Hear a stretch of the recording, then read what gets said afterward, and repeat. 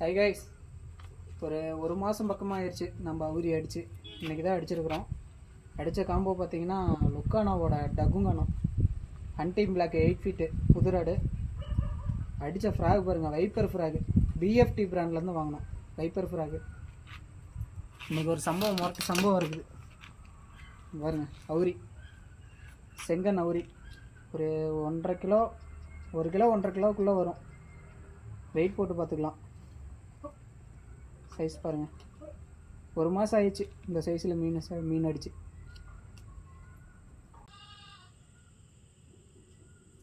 Wait போட்டு பார்த்துருவோம் எவ்வளோ வெயிட் வருதுன்னு. என் கணிப்பு 1.5 கிலோக்குள்ளார வரும். வெயிட் போட்டு பார்த்துருவோம்.